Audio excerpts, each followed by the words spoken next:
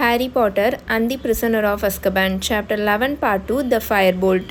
So இவங்க 3 பேரும் லைப்ரரியிலேருந்து எடுத்துகிட்டு வந்த புக்ஸை வச்சு ஹிப்போகிரிஃபோட இந்த கேஸுக்கு டிஃபென்ஸ் ப்ரிப்பேர் பண்ண ட்ரை பண்ணிகிட்ருப்பாங்களா. இதை பாருங்களேன், 1722 இதே மாதிரியே ஒரு கேஸ் நடந்திருக்கு. ஆனால் அதில் ஹிப்போகிரிஃபை கன்விக்ட் பண்ணிட்டாங்க. ஓ மை காட், அதை என்ன ஆக்கியிருக்காங்கன்னு பாருங்கள், இது ரொம்ப டிஸ்கஸ்டிங்காக இருக்குது அப்படின்னு ரான் ஒரு பக்கம் கத்திகிட்ருப்பான். இதை பாருங்களேன், 1296 ஒரு மேன்டிகோர் ஒரு விசாடை பயங்கரமாக கொண்டிருக்கு. ஆனால் அந்த மேன்டிகோர் அவங்க விட்டுட்டாங்க. ஓ நோ, ஏன்னா அந்த மேன்டிகோர் பக்கத்தில் போகிறதுக்கே எல்லோரும் பயந்துருக்காங்க, அதனால தான் அவங்க அதை விட்டுட்டாங்களாம் அப்படின்னு ஹெர்மாயினி ரீட் பண்ணிகிட்ருக்கோம். மேன்டிகோர்னால் என்னென்னா, பார்க்குறதுக்கு அப்படியே சிங்கம் இருக்குல்ல, சிங்கத்தோட உடலில் இருக்கும், ஆனால் முகம் ஒரு மனுஷன் பீஸ்ட் உருவத்தில் இருந்தானா எப்படி இருக்கும் அந்த மாதிரி இருக்கும். அதோட வால் மிகப்பெரிய ஒரு தேலோட கொடுக்கு மாதிரி இருக்கும். அதுதான் மேன்டிகோர். இது ஒரு magical creature. Fantastic beast and where to find the மூவியை நிறைய பேர் பார்த்துருப்பீங்க. அந்த மூவியை பார்க்கும்போது நமக்கு நிறைய விஷயங்கள் புரியாத மாதிரி இருக்கும். ஆனால் ஒன்ஸ் நீங்கள் ஹாரி பாட்டர் புக் எல்லாமே கம்ப்ளீட் பண்ணிட்டீங்கன்னு வச்சுக்கோங்களேன், அந்த மூவியில் இருக்கிற எல்லா விஷயமும் உங்களுக்கு அண்டர்ஸ்டாண்ட் பண்ணிக்க முடியும். அதில் இருக்கிற பேக் ஸ்டோரி எல்லாமே உங்களுக்கு ஈஸியாக தெரிஞ்சிடும். ஓ இதனால தான் இது நடந்திருக்கு, ஓ அவன் அதை தான் சொல்கிறானா அப்படின்னு நமக்கு எல்லாமே தெரிஞ்சிடும். அதில் பார்த்திங்கன்னா அமெரிக்காவோட மேஜிக்கல் கமிஷன்லாம் வருவாங்க, மினிஸ்ட்ரிலாம் வருவாங்க. அதுக்கும் பிரிட்டனுக்கும் இருக்கிற டிஃப்ரென்ஸ் உங்களுக்கு ஹாரி பாட்டர் புக்கை முடிக்கும் போதே உங்களுக்கு நல்லா தெரிஞ்சிடும். இன்டர்நேஷ்னல் மேஜிக்கல் விசார்ட் கமிட்டி பற்றிலாம் சொல்லுவாங்க. கிரிண்டல்வால்ட் வர்றது, டம்பிள்டோரோட அந்த சீக்ரெட் எல்லாமே உங்களுக்கு ஹாரி பாட்டர் புக்கை நீங்கள் கம்ப்ளீட்டாக முடிக்கும் போது உங்களுக்கே தெரிஞ்சிடும். ஸோ அந்த மூவியை பார்க்கும்போது உங்களுக்கு ஓ இதெல்லாம் தான் நடந்திருக்கா அப்படின்னு தெரியும். ஆனால் ஃபர்ஸ்ட் டைம் நம்ம புக்கு படிக்காமல் அந்த மூவியை பார்த்தோம்னா நமக்கு நிறைய விஷயங்கள் அதில் புரியாது. இப்போ நான் மேன்டிகோர்லாம் சொன்னேன்ல, இது மாதிரி இருக்கிற எக்கச்சக்க பீஸ்ட் அந்த புக்கில் வரும், அந்த மூவியில் வரும். ஸோ உங்களுக்கு இதை பார்த்தாலே உங்களுக்கு அது ஈஸியாக புரிஞ்சிடும். இதையும் நான் சொல்லிக்கிறேன், கதை ரொம்ப ஈகராக போகிறனால ஒரு சில பேர் நம்ம வீடியோஸை 2x ஸ்பீடில் வச்சு கேட்குறீங்க. ஆனால் எப்படிங்க அது உங்களுக்கு புரியுது? ஏன்னா நம்ம வீடியோ பார்த்திங்கன்னா ஆல்ரெடி ஸ்பீடாக தான் பேசுவேன். ஸோ நீங்கள் 1.5 வச்சு பேசினாலே ஒன்றுமே புரிய மாட்டேது. எனக்கு என் வாய்ஸ் 1.5 வச்சு கேட்டு பார்த்தா அப்படியே தலைவலியே வந்துடுது. நீங்கள் எப்படி 2x ஸ்பீடில் வச்சு கேட்குறீங்க? அண்ட் அதில் ஒன்றுமே நமக்கு புரியாமல் போயிடும். அப்புறம் நிறைய விஷயங்களை நீங்கள் மிஸ் பண்ணிடுவீங்க. இதில் இருக்கிற ஒவ்வொரு சாப்டருமே ரொம்ப ரொம்ப இம்பார்ட்டன்ட். நம்ம மூவியில் பார்க்காத எவ்வளவோ விஷயங்கள் இதில் நம்ம பார்த்துட்ருக்கோம். அதனால தான் நான் ஒவ்வொரு சாப்டரையும் எதையுமே மிஸ் பண்ணிடக்கூடாதுன்னு பார்ட் 1 அண்ட் பார்ட் 2 போட்டுட்ருக்கேன். கதை மேலே இருக்கிற ஈகரில் எல்லாமே ஸ்பீடாக கேட்டிங்கன்னா அப்புறம் உங்களுக்கு எதுவுமே புரியாமல் போயிடும். நீங்கள் பொறுமையாக அப்படியே என்ஜாய் பண்ணி கேளுங்க. அந்த மேஜிக்கல் வேர்ல்டுக்குள்ளே நீங்கள் போயிருங்க ஒரு ஸ்டூடெண்ட்டாக. ஸோ அந்த மாதிரி நல்லா பொறுமையாக நல்லா ஜாலியாக கேளுங்க. நம்ம சேனல் எங்கேயும் போயிடாது. அப்படியே போனாலும் பிரச்சனை இல்லை, நான் எல்லாமே பேக்கப் வச்சுருக்கேன். இன்னொன்று ஒரு புது சேனல் கூட ஓப்பன் பண்ணி நான் அப்லோட் பண்ணுவேன். ஸோ டோன்ட் வரி, நல்லா கதையை என்ஜாய் பண்ணி கேளுங்க. பட் கதை மேலே இருக்கிற ஆர்வத்தில் நம்ம வீடியோஸை 2x ஸ்பீடில் வச்சு கேட்டவங்களுக்குலாம் நான் சாரி கேட்டுக்கிறேன் அந்த ஒரு சில பேருக்கு. ஏன்னா 1.5 வச்சு என் வீடியோவை என்னாலே கேட்க முடியல, எனக்கு தலைவலியே வந்துருச்சு. நீங்கள் எப்படிங்க 2x ஸ்பீடில் வச்சு கேட்டிங்க? எனிவே நீங்கள் நல்லா என்ஜாய் பண்ணி கேளுங்க. ஹாக்வர்ட்ஸ் ரோப்ஸை போட்டுட்டு நீங்களும் அந்த கோட்டைக்குள்ளே சுற்றுற மாதிரி நல்லா இமேஜின் பண்ணிவிட்டு கேளுங்க. ஸோ இவங்க இந்த கேஸுக்காக டிஃபென்ஸ் ப்ரிப்பேர் பண்ணுறதுக்கு இந்த விஷயங்களெல்லாம் பற்றி பார்த்துட்ருப்பாங்களா. அதே சமயம் ரெஸ்ட் ஆஃப் த கேஸ்டில் யூஸ்வலாக எப்படி கிறிஸ்மஸ் டெக்கரேஷன் வேறு லெவலில் பண்ணுவாங்க, அதே மாதிரி இந்த டைமும் வேறு லெவலில் மெக்னிஃபிஷண்ட்டாக கிறிஸ்மஸ் டெக்கரேஷன் பண்ணியிருந்தாங்க.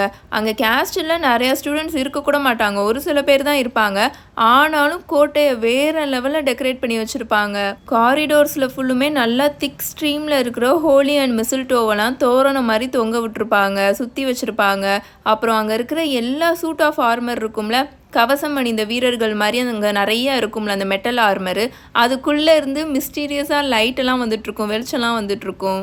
கிரேட் ஹாலில் எப்பவும் போல் 12 கிறிஸ்மஸ் ட்ரீ இருக்கும். நல்லா கோல்டன் ஸ்டார்ஸ்லாம் வச்சு நல்லா அது மின்னிகிட்ருக்கும், கிளிட்டர் ஆகிட்ருக்குமா, அதெல்லாம் வச்சு டெக்கரேட் பண்ணியிருப்பாங்க.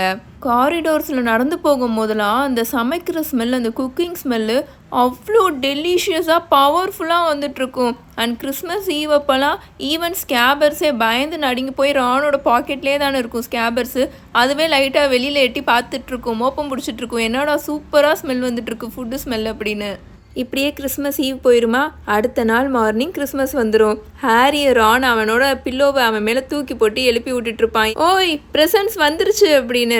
ஹாரி எந்திரிச்சு அவனோட கண்ணாடியை கண்ணில் போட்டுட்டு கீழே அவனோட பெட்லேருந்து இறங்கிட்டு இருப்பானா. பார்த்தா அவனோட பெட்டு கீழே அந்த கிறிஸ்மஸ் ப்ரெசன்ட்ஸ் பார்சலாக இருக்கும். ரான் ஆல்ரெடி அவனோட பார்சலெல்லாம் ஓப்பன் பண்ண ஆரம்பிச்சிருவான். அம்மா திரும்பவும் ஜம்பர் அனுப்பிச்சிருக்காங்க. திரும்பவும் மெரூன் கலர் தான். உனக்கும் ஒன்று வந்திருக்கான்னு பாரு அப்படின்னு ரான் சொல்லிட்டு இருப்பானா. ஹாரிக்கும் வந்திருக்கும். மாலி ஆண்டி ஹாரிக்கு நல்லா அடர் சிவப்பு கலரில் இருக்கிற ஜம்பரை சென்ட் பண்ணி வச்சுருப்பாங்களா கிறிஸ்மஸ் ப்ரெசண்ட்டாக. அதில் கிரிஃபண்டோரோட சிங்கம் இருக்கும்ல, லயன், அதை ஃப்ரண்ட்டில் நிட் பண்ணி வச்சுருப்பாங்க. கூடவே dozen of home baked mince spice, கொஞ்சம் கிறிஸ்மஸ் கேக்கு, அப்புறம் பாக்ஸ் ஆஃப் நட் பிரிட்டில் இதெல்லாம் அனுப்பிச்சி வச்சுருப்பாங்க.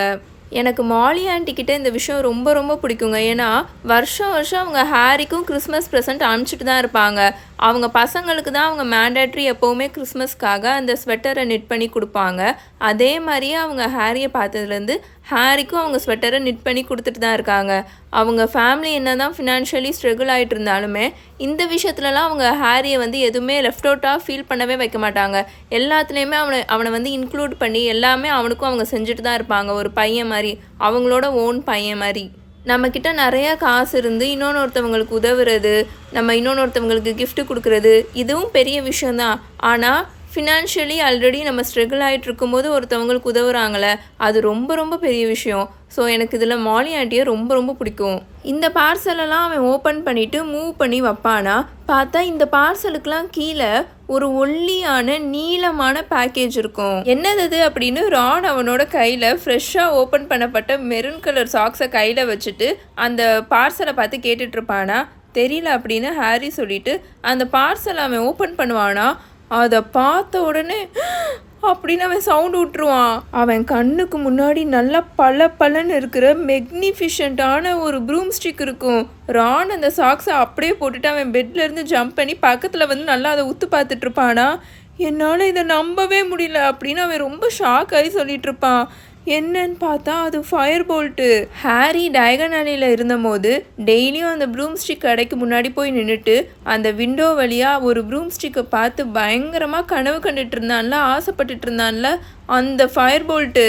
ஹாரி அந்த ஹேண்டில் பிடிச்சாம அதை மேலே எடுப்பானா. அந்த ஹேண்டில்லாம் அவ்வளோ கிளிட்டர் ஆகிட்டுருக்கும். அவனோட கையில் அந்த ப்ரூம் ஸ்டிக் வைப்ரேட் ஆகுறது கூட அவனால் ஃபீல் பண்ண முடிஞ்சுதா. ஸோ அவன் அதை அப்படியே விட்டுருவானா. பார்த்தா மிட் ஏரில் அது ஃப்ளோட் ஆகிட்ருக்கும், எந்த ஒரு சப்போர்ட்டுமே இல்லாமல். டாப்பில் இருக்கிற அந்த கோல்டன் ரெஜிஸ்ட்ரேஷன் நம்பரை பார்த்துட்டு அப்படியே அந்த ஸ்மூத்தான ஹேண்டில் பார்த்துட்டு அப்படியே கீழே இருக்கிற அந்த ஒவ்வொரு ட்விக்ஸையும் கையால் அப்படியே எடுத்து அவ்வளோ செதுக்கி வச்ச மாதிரி வச்சுருக்கிற அந்த டெய்லையும் பார்ப்பானா.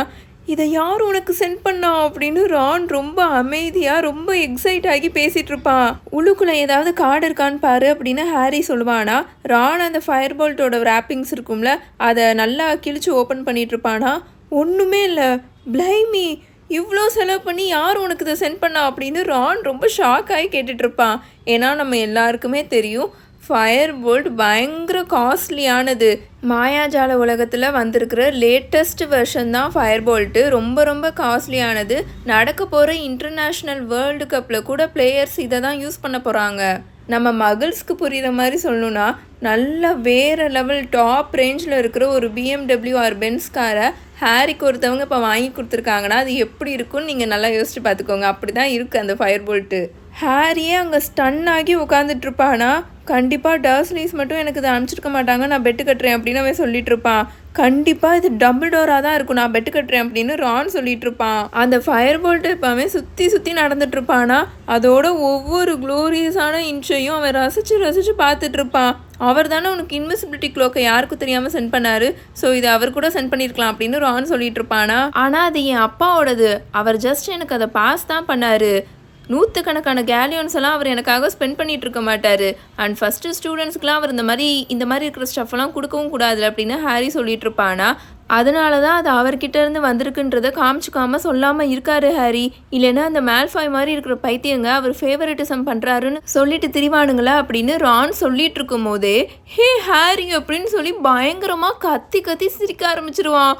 மேல்ஃபாய் அவன் மட்டும் இதை பார்த்தானா என்ன ஆகும், பண்ணி மாதிரி ஆயிடுவான். இது இன்டர்நேஷ்னல் ஸ்டாண்டர்ட் ப்ரூம் ஹாரி, அவன் இதை பார்த்து வயிறறிஞ்சு சாக போகிறான் பாரு அப்படின்னு ரான் பயங்கரமாக கத்தி சிரிச்சுக்கிட்டே சொல்லிட்டு இருப்பான். என்னால் அதை நம்பவே முடியல அப்படின்னு ஹாரி வாய்க்குள்ளேயே சொல்லிட்டு அந்த ஃபயர் போல்ட்டை அவனோட கையால் இப்போ தொட்டு பார்ப்பான். ரான் இப்போ ஹாரியோட பெட்டில் நல்லா சாஞ்சு படுத்துட்டு மேல்ஃபாயை நினச்சி கத்தி கத்தி சிரிச்சுக்கிட்டு இருப்பான். ஆனால் யார் அப்படின்னு ஹாரி கேட்டுட்டு இருக்கும் போதே எனக்கு தெரியும் அப்படின்னு ரான் இப்போ அவனோட சிரிப்பை கண்ட்ரோல் பண்ணிட்டு பேசிட்டு இருப்பான். இதை யார் உனக்கு அனுப்பிச்சிருப்பாங்கன்னு எனக்கு தெரியும், கண்டிப்பாக லூபின் தான் அப்படின்னு ரான் சொல்வானா. என்னது அப்படின்னு ஹாரி இப்போ அவன் சிரிக்க ஆரம்பிச்சிருவான். லூபினா, இங்கே பாரு, அவர்கிட்ட மட்டும் இவ்வளோ கோல்டு இருந்துச்சுன்னா கண்டிப்பாக அவருக்கு தான் ஃபஸ்ட்டு ஒரு புது ரோப்ஸை வாங்கியிருப்பாரு அப்படின்னு ஹாரி சொல்லிட்டு இருப்பான். யா, பட் அவருக்கு உன்னை ரொம்ப பிடிக்கும் ஹாரி அப்படின்னு ரான் சொல்லிட்டு இருப்பான். உன்னோட நிம்பஸ் உடஞ்சி போகும்போது அவர் இங்கே இல்லைல்ல, வேற எங்கேயோ தானே போயிருந்தாரு. ஸோ அவர் அப்படியே டயகனலிக்கு போய் இந்த விஷயத்த கேள்விப்பட்ட உடனே இதை வாங்கிட்டு வந்திருப்பாருன்னு நினைக்கிறேன் அப்படின்னு ரான் சொல்லிட்டு இருப்பானா. நீ என்ன சொல்கிற, அவர் இங்கே இல்லையா? நான் அன்றைக்கி அந்த மேட்ச் விளையாடிட்டு இருந்தபோது அவருக்கு உடம்பு சரியில்லை அப்படின்னு ஹாரி சொல்லிட்டு இருப்பானா. ஆனால் அவர் ஹாஸ்பிட்டல் விங்கில் இல்லையே அப்படின்னு ரான் சொல்லிட்டு இருப்பான். உனக்கு ஞாபகம் இருக்கா, அந்த கிறுக்கன் ஸ்னேப் எனக்கு ஹாஸ்பிட்டல் விங்கில் இருக்கிற எல்லா பெட் பேண்ட்ஸையும் க்ளீன் பண்ணணும்னு டிடென்ஷன் கொடுத்தான்ல, நான் அங்கே தான் இருந்தேன் அப்படின்னு ரான் சொல்லிட்டு இருப்பானா. ஹாரி அப்படியே ரானை ஷாக் ஆகி பார்த்துட்டு இருப்பான். ஆனால் நம்ம ஸ்னேப்பு என்ன மாதிரிலாம் டிடென்ஷன் கொடுக்குறாருன்னு பாருங்களேன், பெட் பேண்ட்ஸை க்ளீன் பண்ண சொல்கிறது. இவர்னால தாங்க இந்த மாதிரிலாம் யோசிக்க முடியும். ஸோ ஹாரி ரானோ ஷாக் ஆகி பார்த்துட்டு இருப்பானா. ஆனால் லூப்பின்னாலலாம் இந்த மாதிரி இருக்கிற விஷயங்களை அஃபோர்ட் பண்ண முடியாது அப்படின்னு ஹாரி சொல்லிட்டு இருப்பானா. நீங்கள் 2 பேரும் எதை பேசி சிரிச்சுக்கிட்டு இருக்கீங்க அப்படின்னு இப்போ ஒரு வாய்ஸ் வருமா. என்னன்னு பார்த்தா ஹெர்மாயினி இவங்களோட டார்மிட்டரி ரூம்குள்ளே வந்துட்டு இருக்குமா. ட்ரெஸ்ஸிங் கவுனோட வந்துட்டு இருக்கும். கையில் க்ரூக் ஷாங்ஸையும் எடுத்துகிட்டு வந்திருக்கோம். க்ரூக் ஷாங்ஸ் எப்பவும் போல் நல்லா கிரம்பியாக சிடுமூஞ்சி மாதிரி முகத்தை வச்சுருக்குமா.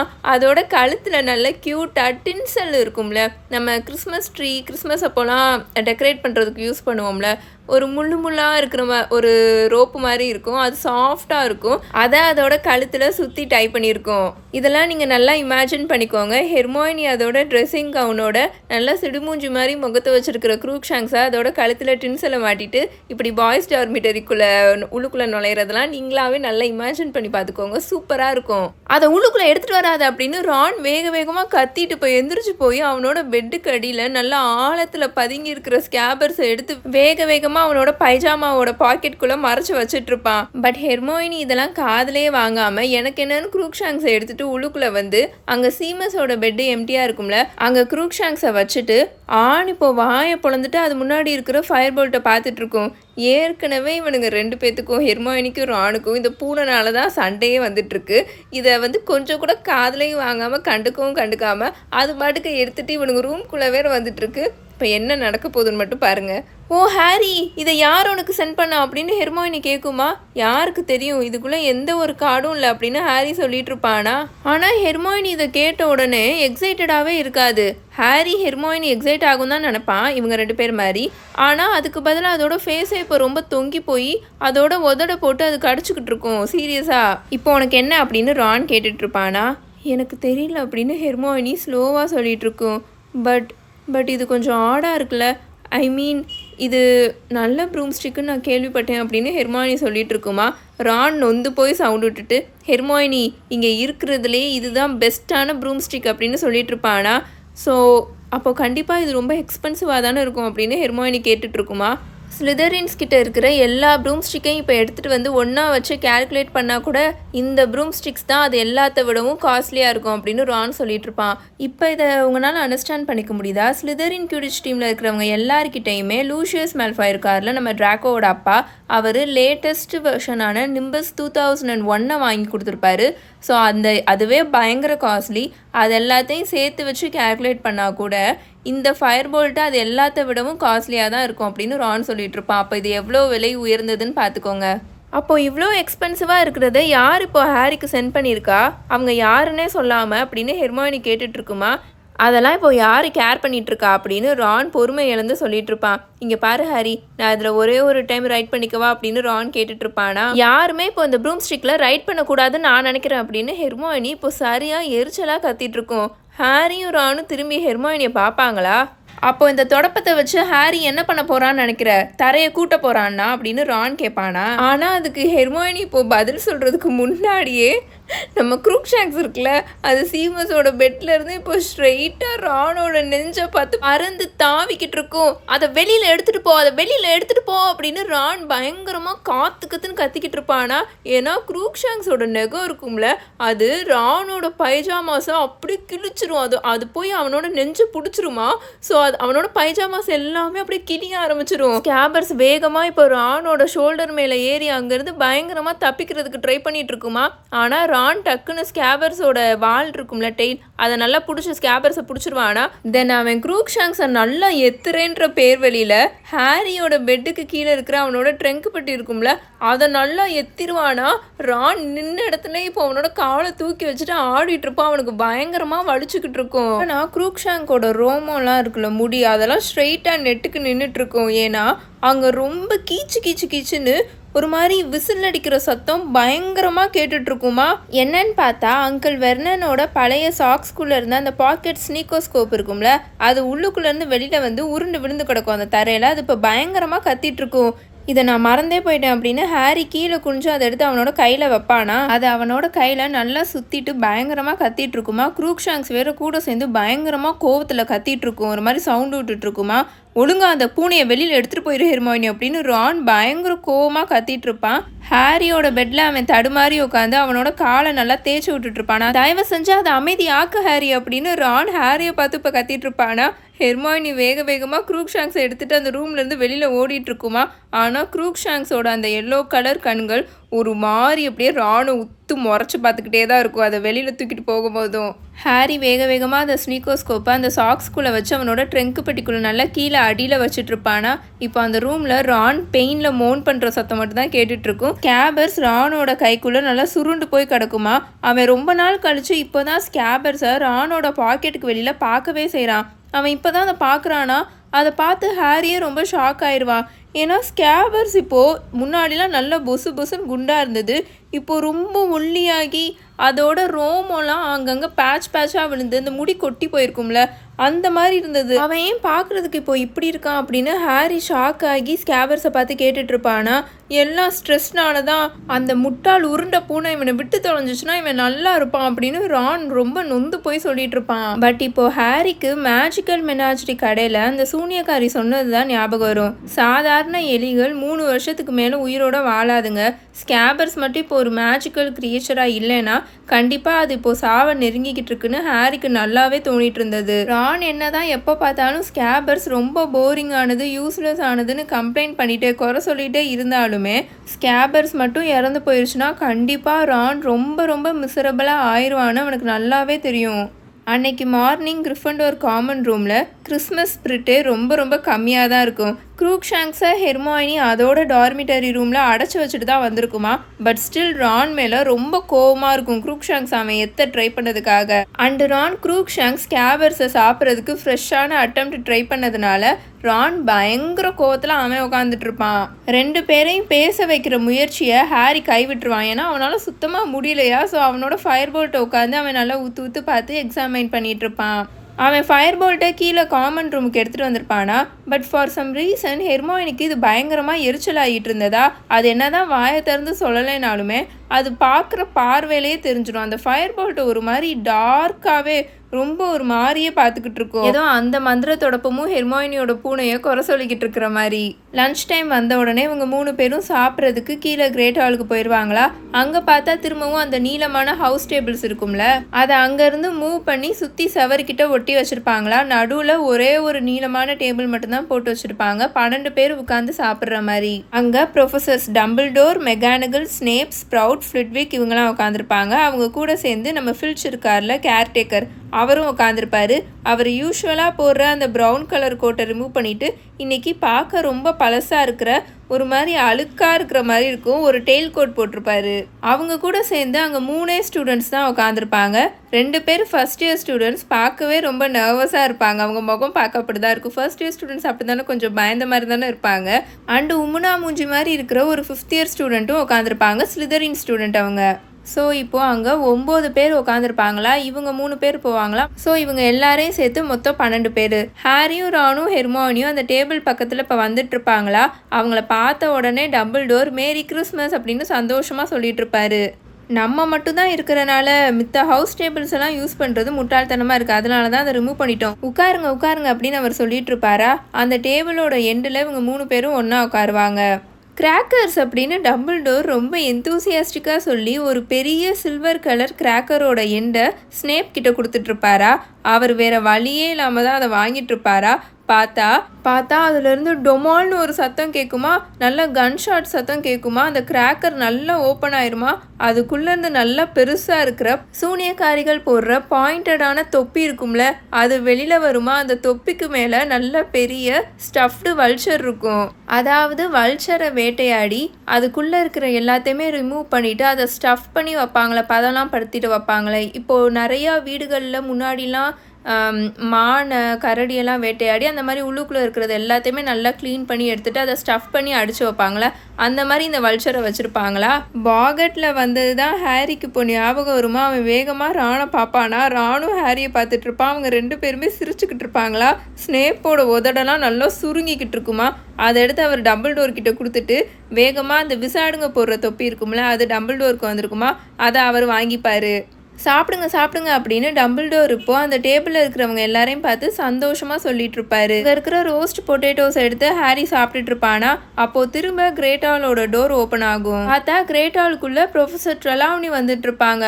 அவங்க அப்படியே கிளைட் ஆகி வந்துட்டு இருப்பாங்க. ஏதோ அவங்களோட காலில் சக்கரம் இருக்கிற மாதிரி, அவங்கள பார்த்தா நடந்து வர மாதிரியே தெரியாது, ஸ்மூத்தாக கிளைட் ஆகிட்டே வந்துட்டு இருப்பாங்களா. ப்ரொஃபஸர் ட்ரெலாவ்னி இந்த அக்கேஷனை ஹானர் பண்ணுறதுக்காக க்ரீன் கலரில் இருக்கிற சீக்வெண்ட் ட்ரெஸ் போட்டுட்டு வருவாங்களா. ஸோ அவங்கள பார்க்குறதுக்கு கூட கொஞ்சம் நல்லா மினுமினுக்கிற ஓவர் சைஸ்டு ட்ராகன் ஃப்ளை மாதிரியே இருக்கும், தட்டாம்பூச்சி மாதிரியே இருப்பாங்க. சிபில், இது எவ்வளோ ப்ளசண்ட்டான சர்ப்ரைஸ் அப்படின்னு டம்பிள்டோர் இப்போ எந்திரிச்சு நின்று சொல்லுவாரா. நான் கிறிஸ்டல் கேசிங் பண்ணிட்டு இருந்தேன் ஹெட் மாஸ்டர் அப்படின்னு ப்ரொஃபஸர் ட்ரெலாவ்னி அவங்களோட யூஸ்வலான மிஸ்டியான அண்ட் மோஸ்ட் ஃபாரவே வாய்ஸில் பேசிகிட்டு இருப்பாங்க. அண்ட் நானே ஆச்சரியப்படுற மாதிரி என்னோட சாலிட்டரி லன்ச்சனை நான் அபேண்டன் பண்ணிவிட்டு உங்கள் கூட வந்து ஜாயின் பண்ணிக்கிறத நான் பார்த்தேன் அப்படின்னு அவங்க சொல்லிட்டு இருப்பாங்களா.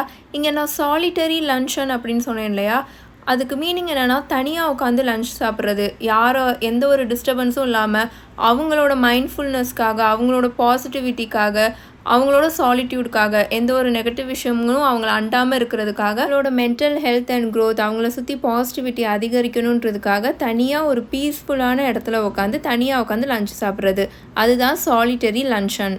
SOLITARY solitary, LUNCHEON லன்ச்சன். விதியை ரெஃப்யூஸ் பண்ணுறதுக்கு நான் யார். அதை பார்த்த உடனே என்னோட டவர்லேருந்து நான் கிளம்பிட்டேன். பட் லேட்டாக வந்ததுக்கு என்னை மன்னிச்சிடுங்க ப்ரொஃபஸர் அப்படின்னு ப்ரொஃபஸர் ட்ரெலாவ்னி சொல்லிட்டு இருப்பாங்களா. கண்டிப்பாக அப்படின்னு டம்பிள்டோர் சொல்லிட்டு இருப்பாரா. அவரோட கண்கள்லாம் நல்லா மின்னிட்டு இருக்கும். நீங்கள் உட்கார்றதுக்கு நான் உங்களுக்கு சேர் எடுத்துகிட்டு வரேன் அப்படின்னு அவர் சொல்லிட்டு அவரோட மந்திரக்கோலை வேவ் பண்ணுவாரா. பார்த்தா மிட்-ஏரில் இப்போது ஒரு சேர் பறந்து வந்து அங்கே இருக்கிற ப்ரொஃபஸர் ஸ்னேப்புக்கும் ப்ரொஃபஸர் மெகானகலுக்கும் நடுவில் வந்து லேண்ட் ஆகுமா. ஆனால் ப்ரொஃபஸர் ட்ரெலாவ்னி அங்கே போய் உட்கார மாட்டாங்க. அவங்களோட மிகப்பெரிய கண்கள் அந்த டேபிளை சுற்றி அப்படியே ரிவால்வ் ஆகுமா. தென் அவங்க சடனாக ஒரு மாதிரி சாஃப்டாக கத்திடுவாங்க அப்படின்னு. என்னால் முடியாத ஹெட் மாஸ்டர், நான் இப்போ இந்த டேபிளில் வந்து ஜாயின் பண்ணேன்னா இங்கே 13 பேர் ஆயிடுவோம். அதை விட அன்லக்கியானது எதுவுமே கிடையாது. 13 பேர் சேர்ந்து டைன் பண்ணால் அடுத்து என்ன ஆகுன்றதை மறந்துடாதீங்க. யார் ஃபஸ்ட்டாக எந்திரிக்கிறாங்களோ அவங்க தான் ஃபர்ஸ்ட்டாக இறந்து போவாங்க அப்படின்னு அவங்க சொல்லிட்டு இருப்பாங்களா. நம்ம அந்த ரிஸ்க் எடுக்கலாம் சிபில், நீ ஃபஸ்ட்டு உட்காரு, டர்க்கி பயங்கர கோல்டாக ஆகிட்டுருக்கு பாரு அப்படின்னு ப்ரொஃபஸர் மெகானகல் பொறுமையே இல்லாமல் இப்போ சொல்லிட்டு இருப்பாங்களா. ஆனால் ப்ரொஃபஸர் ட்ரெலாவ்னி இப்போ ரொம்ப தயங்கிக்கிட்டே தென் வேறு வழியே இல்லாமல் அங்கே இருக்கிற அந்த எம்டி சேரில் நல்லா கண்ணை இறுக்கமாக மூடிட்டு அவங்களோட வாயையும் நல்லா இறுக்கமாக க்ளோஸ் பண்ணிவிட்டு அங்கே உட்காருவாங்களா. அவங்க அப்படி உட்கார்றத பார்க்கும்போது எப்படி இருக்கும்னா, ஏதோ அந்த டேபிளில் இப்போது மிக பெருசாக ஒரு இடி வந்து விழுக போகிற மாதிரி அந்த மாதிரி கண்ணை மூடிட்டு வாயெல்லாம் நல்லா பல்ல கடிச்சிக்கிட்டு உட்காந்துட்டு இருப்பாங்க. ப்ரொஃபஸர் மெகானகல் அவங்க பக்கத்தில் இருக்கிற ஒரு சர்விங் பவுலில் ஒரு மிகப்பெரிய ஸ்பூன் எடுத்து குத்தி ட்ரைப் சிபில் அப்படின்னு அவங்க கேட்பாங்களா. ஆனால் ப்ரொஃபஸர் ட்ரெலாவ்னி அவங்க பேசுகிறத கண்டுக்கவே மாட்டாங்க. இப்போ ப்ரொஃபஸர் மெகானகல் ட்ரைப் வேணுமான்னு கேட்பாங்களே. ட்ரைப்னா என்னென்னா மாடு அண்டு ஆடு இல்லைனா பன்னி, அதோட குடல் இருக்கும்ல, அந்த குடலுக்கு மேலே ஒரு லைனிங் மாதிரி இருக்கும் பார்த்துருக்கீங்களா, அதை வந்து சாப்பிடுவாங்க. இப்படி வர இம்பார்ட்டண்ட்டான அக்கேஷன்லலாம் இதை நல்லா குக் பண்ணி அவங்க சாப்பிடுவாங்க. பிரிட்டனில் இது ரொம்பவே ஃபேமஸ். பட் ப்ரொஃபஸர் ட்ரெலாவ்னி அவங்கள கண்டுக்கவே மாட்டாங்களா. அவங்களோட கண்களை இப்போ ஓப்பன் பண்ணிவிட்டு திரும்பவும் அந்த டேபிளை நல்லா சுற்றி பார்த்துட்டு, பட் டியர் ப்ரொஃபஸர் லூபினை எங்க அப்படின்னு அவங்க கேட்பாங்களா? பாவம் அவருக்கு திரும்ப உடம்பு சரியில்லை அப்படின்னு டம்பிள்டோர் சொல்லிட்டு எல்லாரையும் பார்த்து சாப்பிடுங்கன்ற மாதிரி கையை காமிச்சிட்டு இருப்பாரு. கிறிஸ்மஸ் அன்னைக்கு இப்படி ஆனது தான் ரொம்பவே கஷ்டமாக இருக்குது அப்படின்னு அவர் சொல்லிட்டு இருப்பாரு.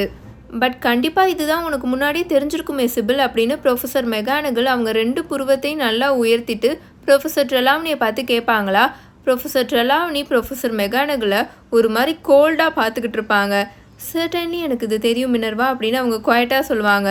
பட் எல்லாமே தெரிஞ்ச மாதிரி ஒருத்தவங்க காமிச்சிக்கக்கூடாது, அதுதான் ஃபேக்டாக இருந்தாலும் அந்த மாதிரி காமிச்சிக்கக்கூடாது.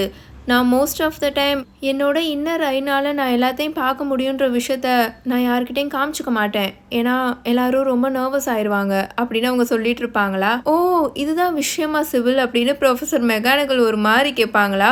ப்ரொஃபஸர் ட்ரெலாவனியோட வாய்ஸ் இப்போது சடனாக கம்மியாக மிஸ்டியாக மாறிடும். உனக்கு இது தெரியுமா என்னன்னு தெரில மினர்வா, ஆனால் பாவம் ப்ரொஃபஸர் லூபின் நம்ம கூட ரொம்ப நாளைக்கெலாம் இருக்க மாட்டார். அதை நான் என்னோட இன்னர் ஐயில் பார்த்தேன். அவருக்கு நேரம் கம்மியாக இருக்குன்னு அவருக்கே நல்லா தெரிஞ்சிருக்கு. ஏன்னா நான் அவர்கிட்ட உங்களுக்கு கிறிஸ்டல் கேஸ் பார்த்து சொல்லவான்னு நான் ஆஃபர் பண்ணும் போது அவர் பாசிட்டிவாக வேணான்னு சொல்லிட்டு போயிட்டாரு அப்படின்னு ப்ரொஃபஸர் ட்ரெலாவனே சொல்லிட்டு இருப்பாங்களா? ஓ நினச்சேன் அப்படின்னு ப்ரொஃபஸர் மெகானகலும் ஒரு மாதிரி சொல்லிட்டு இருப்பாங்களா? எனக்கு அதில் டவுட் இருக்குது அப்படின்னு ப்ரொஃபஸர் டம்பிள்டோர் இப்போ சியர்ஃபுல்லாக சொல்லிட்டு இருப்பாரா? ஆனால் அவரோட வாய்ஸை நல்லா ரைஸ் பண்ணி சொல்லுவாரா? So that professor McGonagall and professor ட்ரெலாவனியோட கான்வர்சேஷனை ஸ்டாப் பண்ணுறதுக்கு. ப்ரொஃபஸர் லூபின் எந்த ஒரு இமீடியட்டான டேஞ்சர்லையும் இல்லை.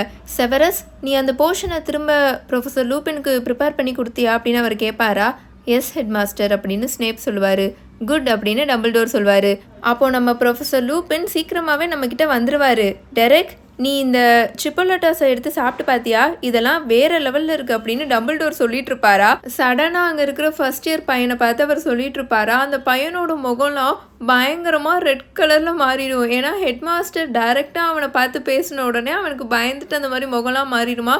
ஸோ அங்கே இருக்கிற அந்த சாசேஜ்லாம் இருக்கும்ல, அந்த சிப்பலட்டாஸ் இருக்கும்ல, அதை எல்லாத்தையுமே அவன் வேகமாக எடுத்துகிட்டு இருப்பான் கையை நடுங்கிக்கிட்டே.